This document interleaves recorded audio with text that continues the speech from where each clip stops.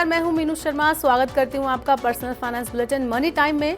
नया साल आने ही वाला है। नए साल का आगाज होने से पहले कई बड़ी खबरें हैं जो आपको पता होनी चाहिए।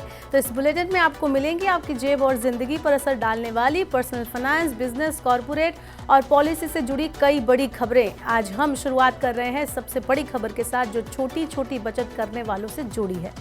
सरकार ने चालू वित्त वर्ष की जनवरी-मार्च तिमाही के लिए सुकन्या समृद्धि योजना पर ब्याज दर 0.20% और 3 साल की पोस्ट ऑफिस एफडी पर ब्याज दर 0.10% बढ़ा दी है। अन्य सभी स्मॉल सेविंग स्कीम के लिए ब्याज दरों में कोई बदलाव नहीं किया गया है। सुकन्या समृद्धि योजना पर ब्याज दर मौजूदा 8% से बढ़कर 8.2% हो गई है। 3 साल की एफडी पर ब्याज दर मौजूदा 7% से बढ़कर 7.1% कर दी गई है। पीपीएफ पर ब्याज दर 7.1% और सेविंग अकाउंट पर ब्याज दर 4% पर यथावत रखी गई है। किसान विकास पत्र, राष्ट्रीय बचत प्रमाण पत्र और post office monthly income scheme पर भी ब्याज दरों को नहीं बदला गया है। सरकार हर तिमाही में छोटी बचत योजनाओं पर ब्याज दर तय करती है। अगर आप ऊंची ब्याज दर का फायदा उठाना चाहते हैं तो इसी तिमाही में उठा लीजिए, क्योंकि अगली तिमाही में ब्याज दरों में फिर बदलाव हो सकता है। देश में 8 प्रमुख उद्योगों का उत्पादन नवंबर महीने में घटकर 6 महीने के निचले स्तर पर आ गया। नवंबर में प्रमुख उद्योगों की वृद्धि दर 7.8% रही। कोयला, कच्चा तेल, नेचुरल गैस, रिफाइनरी उत्पाद, फर्टिलाइजर, स्टील, सीमेंट और बिजली की वृद्धि दर अक्टूबर महीने में 12% रही थी। नवंबर महीने में कच्चे तेल और सीमेंट को छोड़कर अन्य सभी सेक्टर के उत्पादन में वृद्धि दर्ज की गई। नवंबर के दौरान कोयला और रिफाइनरी उत्पादों के उत्पादन में दोहरे अंक की वृद्धि दर्ज की गई। चालू वित्त वर्ष के पहले 8 महीनों में प्रमुख उद्योगों का उत्पादन 8.6% बढ़ा। जनवरी में शनिवार को भी शेयर बाजारों में कारोबार होगा। बीएसई और एनएसई 20 जनवरी शनिवार को एक अतिरिक्त स्पेशल ट्रेडिंग सेशन का आयोजन किया जाएगा। दोनों एक्सचेंज डिजास्टर रिकवरी साइट का परीक्षण करने के लिए अतिरिक्त ट्रेडिंग सेशन आयोजित करेंगे। एनएसई पर ट्रेडिंग सेशन 9 बजे से 10 बजे तक होगा। बीएसई पर कारोबार सुबह 11:30 बजे शुरू होगा, जो दोपहर 12:30 यानी 12:30 बजे बंद होगा। 20 जनवरी को होने वाले ट्रेडिंग सेशन में अधिकतम सर्किट लिमिट 5% होगी। अगले बजट में महिलाओं के लिए हो सकती है बड़ी घोषणा। केंद्र सरकार महिलाओं के लिए एक खास योजना की घोषणा अंतरिम बजट में कर सकती है।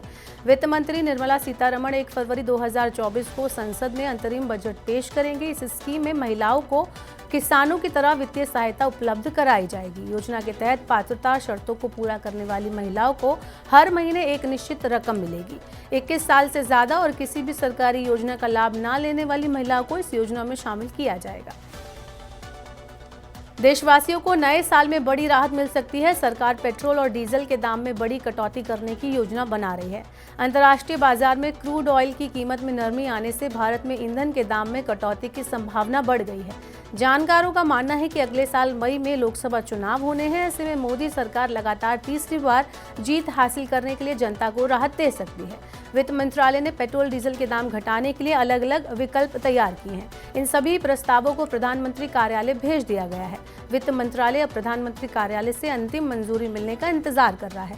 मंजूरी मिलते ही पेट्रोल डीजल में बड़ी कटौती की घोषणा की जाएगी। पेट्रोल डीजल की कीमत में कटौती करीब 2 साल बाद होगी। पेट्रोल डीजल में कटौती का कुछ बोझ ऑयल मार्केटिंग कंपनियां उठाएंगी।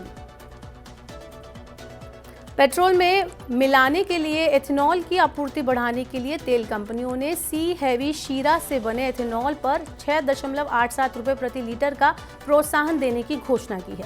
सी हैवी श्रेणी का शीरा चीनी मिला एक बाई प्रोडक्ट है। एथेनॉल उपयोग से ग्रीन इकोनॉमी को बढ़ावा देने के लिए तेल कंपनियां पेट्रोल में अभी 12% तक एथेनॉल का मिश्रण कर रही है।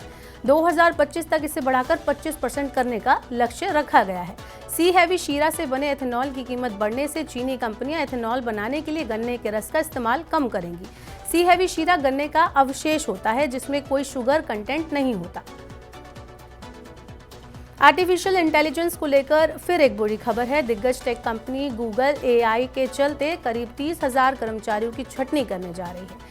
गूगल लगातार अपने एआई मॉडल को विकसित कर रहा है। हालिया संकेत बताते हैं कि कंपनी न केवल एक्सटर्नल एप्लीकेशन के लिए एआई डेवलपमेंट पर फोकस कर रही है, बल्कि अपने ऑपरेशनल स्ट्रक्चर में एक अहम बदलाव भी करने पर विचार कर रही है। गूगल अपनी कई बिजनेस प्रतिक्रियाओं में एआई के इंटीग्रेटेड करने की तैयारी में है। अब खबर क्रिप्टो करेंसी में निवेश करने वालों के लिए है। वित्त मंत्रालय के तहत आने वाली फाइनेंशियल इंटेलिजेंस यूनिट ने 9 विदेशी क्रिप्टो करेंसी कंपनियों को कारण बताओ नोटिस भेजा है। इन सभी कंपनियों पर मनी लॉन्ड्रिंग कानून का पालन न करने का आरोप है। FIU ने इन 9 डिजिटल प्लेटफॉर्म को URL को प्रतिबंधित करने के लिए इलेक्ट्रॉनिक्स एंड IT मिनिस्ट्री को पत्र लिखा है। ये कंपनियां भारत में PMLA का कानून के प्रावधानों का पालन किए बगैर कामकाज कर रही हैं। बाइनेंस, क्यूकाइन के अलावा Huobi, क्रेकन, Gate.io, Bitrex, Bitstamp, MEXC global और बिटफिनेक्स को नोटिस भेजा गया है। RBI ने बैंकों और NBFC को लोन अकाउंट में दंडात्मक शुल्क लगाने के लिए संशोधित मानक लागू करने की समय सीमा 3 महीने बढ़ा दी है। केंद्रीय बैंक ने अगस्त में उचित ऋण प्रक्रिया पर एक परिपत्र जारी किया था, जिसे 1 जनवरी 2024 से लागू किया जाना था, लेकिन अब ये नियम 1 अप्रैल 2024 से लागू होंगे। अधिक कमाई के रूप में दंडात्मक ब्याज का उपयोग करने वाले बैंकों और NBFC को रोकने के लिए RBI ने नए नियम बनाए हैं।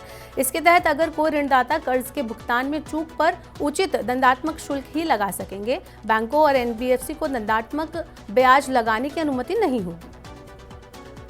वैश्विक बाजारों में कमजोरी के संकेत मिलने से दिल्ली सराफा बाजार में सोना 350 रुपए की गिरावट के साथ 63,950 रुपए प्रति 10 ग्राम पर आ गया। वहीं चांदी की कीमत भी 1,000 रुपए लुढ़क कर 78,500 रुपए प्रति किलोग्राम पर रह गई।